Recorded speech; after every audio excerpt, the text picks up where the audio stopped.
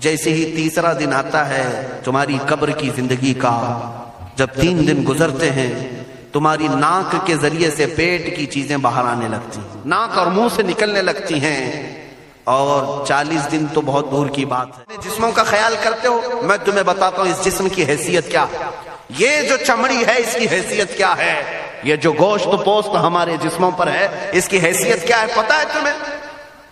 اس کو سجانے کے لیے عورتیں 2-2 گھنٹہ شیشے کے پاس کھڑے ہو کر میک اپ کرتی رہیں۔ اب عورتوں کی طرف سے یہ میک اپ، لالی پاؤڈر اور کنگھیاں بالوں کو سجاتے رہے، اور تم اپنی باڈی کو بناتے رہے جیم میں جا جا کر کے۔ اب اس جسم کی حیثیت سنو، جس دن روح نکلی تمہارے جسم سے اور جب جنازہ لے جایا گیا، قبر میں تمہارے سب سے عزیز لوگ رکھ کر کے آتے ہیں، تختیاں قبر کی بند کر کے آتے ہیں، اتنی چھوٹی قبر کہ کروٹ لینے کی بھی جگہ نہیں ہوتی، ہاتھ پھیلانے کی بھی جگہ نہیں ہوتی۔ آج اپنے پلنگ پر سو کر کے دیکھو، کسی کا ہاتھ ٹچ ہو رہا ہے تو نیند نہیں آتی، لیکن قبر میں اتنی تاریک جگہ پر، چھوٹی سی جگہ پر، تنگ جگہ پر چھوڑ دیا جاتا ہے کہ مردہ کروٹ بھی نہیں لے پاتا، پھر پلس اس کو اوپر سے نیچے سے پیٹ سے باندھ کر کے رکھ دیا جاتا ہے۔ تمہیں پتا ہے اب حکما نے جو لکھا ہے وہ سنو بزرگوں نے، جیسے ہی تیسرا دن آتا ہے تمہاری قبر کی زندگی کا، جب 3 دن گزرتے ہیں تمہاری ناک کے ذریعے سے پیٹ کی چیزیں باہر آنے لگتی ہیں، منہ کے ذریعے سے انتڑیاں یا جو بھی اندر کا لکوڈ ہے سب باہر آتا ہے۔ 5ویں دن کان کے اندر سے بھیجا نکلنے لگ جاتا ہے، یہ جو بھیجا سر کے اندر ہے وہ ختم ہو کر کے سڑ کر کے پیپ کی شکل میں کانوں سے باہر آنے لگ جاتا ہے، ناک اور منہ سے پیٹ کی چیزیں، کلیجہ خون بن جاتا ہے، دیگر چیزیں سب کان اور ناک اور منہ سے نکلنے لگتی ہیں، اور 40 دن تو بہت دور کی بات ہے، 8ویں دن اس کا پیٹ پھٹ جاتا ہے، پیٹ پھولتے پھولتے پھٹ جاتا ہے، اور جیسی پیٹ پھٹتا ہے قبر میں کیڑے پیدا کیے جاتے ہیں۔ تم 1000 کوشش کر لو لیکن وہ کیڑے اسی کے لیے پیدا ہی کیے جاتے ہیں، ان کی غذا ہے، وہ ناک سے نکلا ہوا گودا، منہ سے نکلا ہوا گودا کھانے کے لیے کیڑے جمع ہو جاتے ہیں، پورے جسم پر طاری ہو جاتے ہیں۔ پیٹ جب پھٹ جاتا ہے تو اتنی شدید تعفن والی بو آتی ہے کہ قبریں بند ہوتی ہیں، ورنہ کئی لوگ صرف بو سے بیمار ہو جاتے ہیں، کئی لوگ۔ اور یہی ہمارے جسم کی حیثیت ہے، یہی ہمارے جسم کی حقیقت ہے۔ اور چند دن گزر جاتے ہیں کہ اس کی آنکھوں کی پتلیاں لٹک کر کے باہر نکلتی ہیں، اس کی آنکھوں کی پتلیاں باہر آ جاتی ہیں اور گڑے پڑ جاتے ہیں۔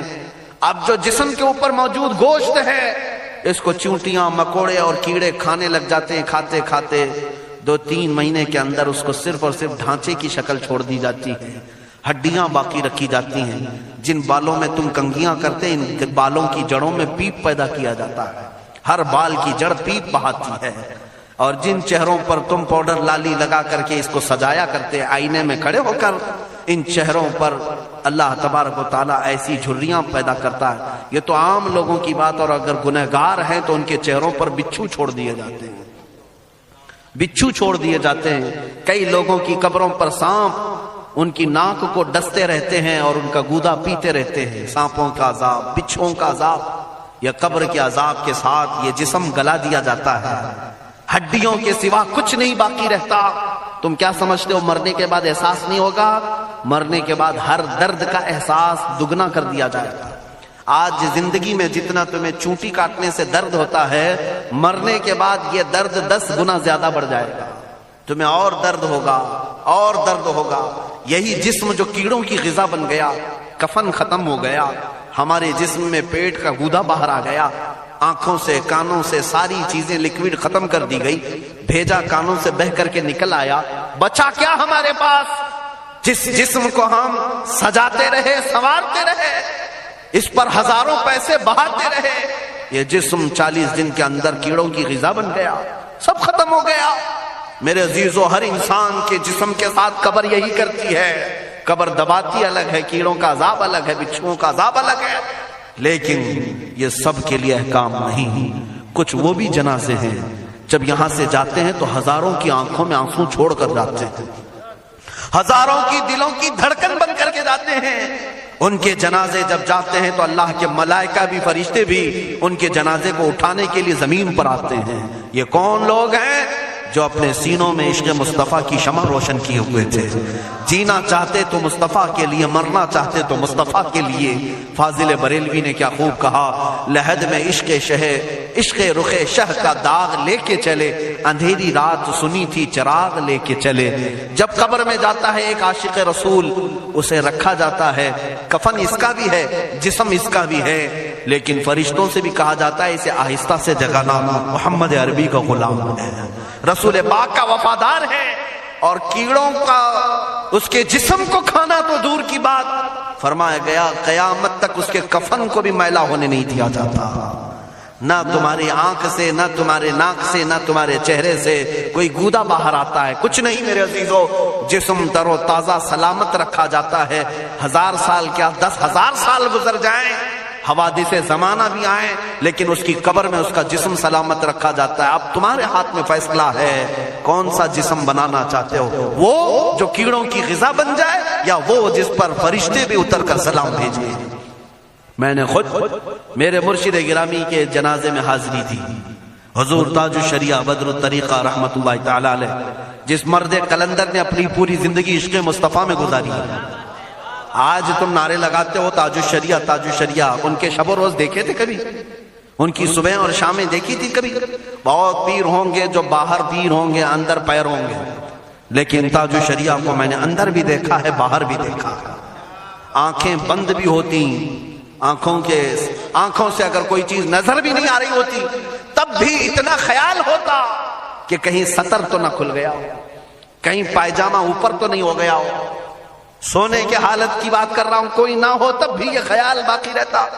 کون سا ایسا دن گزرتا جب وہ دلائل الخیرات نہیں پڑھ رہے ہوتے، قصیدہ بردہ شریف نہ پڑھ رہے ہوتے، ہزاروں سفر کی مصروفیات کے باوجود حضور پاک کی محبت کے نغمات میں کوئی کمی نہیں آئی. لیکن میں آج آپ کو ایک بات بتا دوں، جب انتقال ہوا وہ جمعہ کی شام تھی، اور ہمارے مردوں کو 6 گھنٹے 10 گھنٹے میں ہم کو قبرستان سپرد کرنا پڑتا. 12 گھنٹے رکھ دیں تب بھی فریج منگوانا پڑ جاتا ہے، اس کے بعد قبرستان کے حوالے کر دیں. میرے مرشد گرامی کے انتقال کے بعد 48 گھنٹے رکھے گئے تھے، 48 گھنٹے رکھے گئے، اور اس کے بعد جنازہ پاک کو غسل دے کر لایا گیا. یہ فقیر قادری جنازے کی گاڑی میں شریک رہا، حضرت کے قدم پکڑ کر کے میں قبر تک رہا. میں آپ کو صرف اس لیے یہ بات عرض کر رہا ہوں کہ جب گاڑی جنازے کی چلتی تھی، میں نے زندگی میں بھی حضرت کے ہاتھ پکڑ کر کے ادھر ادھر چلائے. حضرت کے ساتھ جب جانا ہوتا تو بازوؤں کو ہم تھامے ہوتے، ہم کیا چلاتے، ہمیں وہ خود چلا رہے ہوتے، لیکن یہ ہم برکت کے لیے پکڑے ہوتے. جو نرم و ملائم جسم تھا، میں نے وفات کے بعد جنازے میں کھڑا ہو کر کے دیکھا، قدموں کو پکڑ کر نہ نرمی میں کمی آئی، نہ ملائم ہونے میں کوئی کمی تھی. اور جب گاڑی آگے چلتی تھی،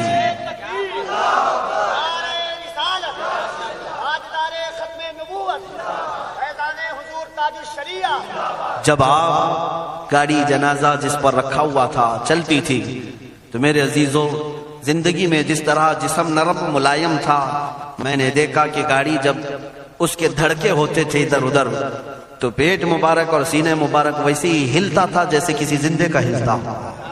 ہاتھ پر انگلی رکھے تو خون سرک جائے اور پھر اپنی جگہ پر آ جائے. یہ کوئی مبالغے کی بات نہیں کر رہا ہوں، یہ آنکھوں سے دیکھی ہوئی چیز ہے. اور قبر انور میں رکھنے کے بعد جب ان کے صاحبزادے اور داماد نکل کر کے آئے، تو تھوڑی دیر کے بعد ہم نے دیکھا کہ چہرہ خود بخود قبلے کی طرف تھا. ہم اپنے مردوں کو رکھواتے ہیں، لیکن اس عاشق رسول نے اپنا چہرہ پہلے سے قبلے کی طرف کر لیا. یہ کرامات کہیں یا زندگی کی حقیقت کہیں، حقیقی بات تو یہ ہے جو مصطفیٰ کی یاد میں جاتا ہے. اس نے کیا ہی خوب کہا شاعر کہ میرے جنازے پہ رونے والوں فریب میں ہو بغور دیکھو، میرے جنازے پہ رونے والوں فریب میں ہو بغور دیکھو، مرا نہیں ہو غم نبی میں لباس ہستی بدل گیا. ہاں، مرا نہیں ہوں غم نبی میں لباس ہستی بدل گیا ہوں. ان عاشقوں کا حال یہی ہوتا ہے کہ یہ مر بھی جاتے ہیں، انتقال کر بھی جاتے ہیں، تو بس لباس بدلتا ہے، لیکن زندگی پہلے سے اور بلند ہوتی ہے. عزیزان گرامی تمہیں اسی بات پر میں لانا چاہتا ہوں، کون سی زندگی گزارنا چاہو گے؟ کون سی زندگی؟ یا عیاشوں کی، یا نچنیوں کی، یا مجرا کرنے والوں کی، ان ظالموں کی جو جہنم کی طرف تمہیں لے جانے کے لیے تیار بیٹھے ہیں؟ چند دنوں کی عیاشی ہے، تم گانے گا کر اچھل کود کر کے اپنے نفس کو تو راضی کر سکتے ہو، لیکن رب ذوالجلال کی رضا کبھی نہیں لے سکتے۔ آج تم دنیا میں فلموں کی زندگی جی کر کے تھوڑی دیر کی خوشی تو حاصل کر سکتے ہو، لیکن قبر کی راحت کبھی نہیں لا سکتے، قبر کا سکون کبھی نہیں لا سکتے۔ قبر میں اگر سکون چاہیے تو صرف ہمارے سینوں کو ادھر حوالے کرنا ہوگا، مصطفیٰ کریم کے حوالے کرو۔ اب اپنی زندگی کو بدلنے کا وقت آ گیا۔ اے میرے عزیزو، ناموس رسالت کی حفاظت یہی ہے کہ حضور کے اخلاق کی پہلے حفاظت کی جائے، حضور کی سنتوں کی حفاظت کی جائے، حضور پاک کے نام پاک کی حفاظت کی جائے، ان کی تعلیمات، ان کے احادیث کی حفاظت کی جائے، جس طرح صحابہ کرام نے اپنی جانیں قربان کر کے حضور کی عزت کی حفاظت کی ہے۔ آج وقت آیا ہے ان ظالموں کی طرف نہ دیکھنا، یہ بھونک بھونک کر کے تمہیں جگا رہے ہیں، بیدار کر رہے ہیں۔ میں جواب دیتا رہوں گا انشاءاللہ، لیکن ساتھ میں ان حادثات کو اپنے لیے ایک الگ انداز سے دیکھتا ہوں۔ اگر کوئی کتا صوفے میں بیٹھ کر بھونکتا ہے اور میرے نبی پاک کی عظمت پر حملے کرتا ہے تو درد تو ہوتا ہے، لیکن ساتھ میں عقیدہ بھی تو ہمارا یہ ہے، رہے گا یوں ہی ان کا چرچا رہے گا، رہے گا یوں ہی ان کا چرچا رہے گا، پڑے خاک ہو جائیں جل جانے والے۔ یا رسول اللہ تو گھٹائے سے کسی کے نہ گھٹا ہے نہ گھٹے گا، جب بڑھائے تجھے اللہ تعالیٰ تیرا، مٹ گئے مٹتے ہیں مٹ جائیں گے آدھا تیرے، نہ مٹا ہے نہ مٹے گا کبھی چرچا تیرا۔ یہ کتے کتاب لکھ کر کے کہتے ہیں محمد عربی کا چرتر، ان کے اخلاق، ان کے کردار برے تھے، اور ایسی کوئی چیز نہیں ہے اسلام میں جس سے امپریس ہو کر اسلام قبول کیا جانا چاہیے۔ محمد صلی اللہ علیہ وسلم کے نام کو اسلام سے ہٹا دینا چاہیے۔ ان ظالموں کو میں جواب دینا چاہتا ہوں، اے مسلمانوں، یہ تمہیں جگانے کے لیے آ رہے ہیں، یہ تمہیں بیدار کرنا چاہ رہے ہیں۔ اب اٹھو اور یہ بتاؤ تم کہاں کہاں سے میرے نبی کو مٹاؤ گے، کہاں کہاں سے؟ ارے ہمارے گھروں میں بچوں کی ولادت بھی ہوتی ہے، کان میں اگر ہم اللہ کا نام لیتے ہیں تو ساتھ میں محمد کا بھی نام ہے۔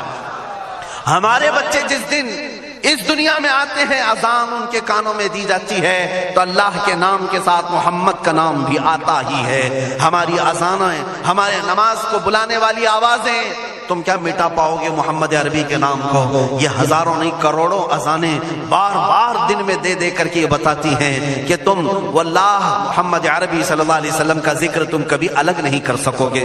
ذکر خدا جو ان سے جدا چاہو نجدیو، واللہ ذکر حق نہیں کنجی سقر کی ہے۔ حضور پاک کا نام کہاں سے ہٹاؤ گے؟ اذانوں سے ہٹاؤ گے، اقامت سے ہٹاؤ گے، نمازوں سے ہٹاؤ گے؟